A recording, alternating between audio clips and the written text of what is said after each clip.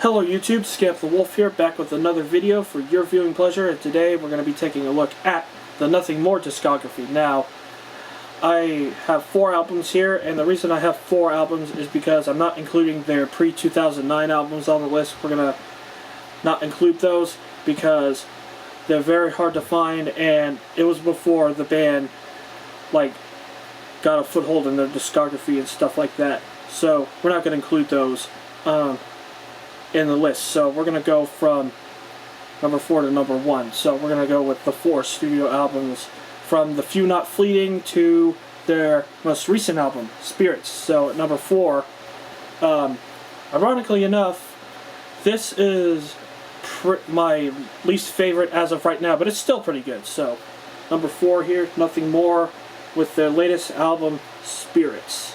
Like I just said. It's this slow on the list because 1, it's a new album, and 2, I just don't really enjoy it nearly as much as the other albums, but it's still pretty good. So yeah, we're definitely a solid album for sure.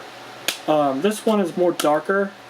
It has a darker atmosphere to it, with the radio stuff and all that stuff. It just sounds darker and stuff, and you know what, that's good. That's definitely good enough. I'm trying to find a track listing on here. I guess I'll have to look in the booklet. Some good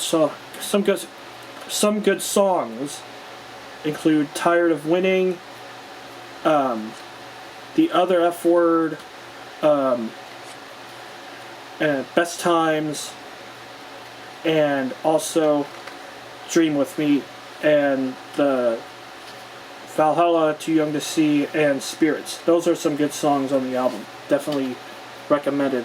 And You Don't Know What Love Means is also pretty good. And as well as Turn It Up Like Stand in the Fire. Those are good songs on this album. So definitely a good album. Definitely one of my favorites of the year so far. But it's this low on the list because it's not as good as the other Nothing More albums. So that's what I have at the bottom. At number 3, I got here, The Few Not Fleeting. And I think this one's just slightly better than Spirits. That could change because I feel like I haven't listened to this album as much, but I definitely have heard it. So yeah, this is before they got signed by 11/7, which is now Better Noise. And I found this copy at a thrift store, which was a total surprise, so I picked it up. And obviously the rest is history. So yeah, there's a lot of good songs on the album. Salem is good, Gone is good. Those first 2 tracks, Waiting on Rain, probably my favorite on the album, I'm not sure. Dirge, Fell in Love with a Ghost, The Few Not Fleeting, title track, Love, The Cleansing even. This has some pretty solid tracks on it. So definitely check this out if you're a fan of Nothing More. So at number 3, this is what is at number 3, Nothing More's album, The Few Not Fleeting. And number 2 would be pretty obvious as well. Number 2 is their self-titled album from 2014. Now again, like Spirits, the track listing is not listed on the back. Actually, it's on the front. So, whatever. It's not listed on the back. So, with Spirits, it was listed anywhere. This one is listed right here on the front. So, just thought I'd point that out. But yeah, this is a pretty solid album for sure. Definitely a good introduction to people who weren't aware of Nothing More before this album. This is the album with This Is the Time, Ballast, however you pronounce it. Ballast. I think it's Ballast. Sorry. Yeah, and Jenny, of course, those 2 songs.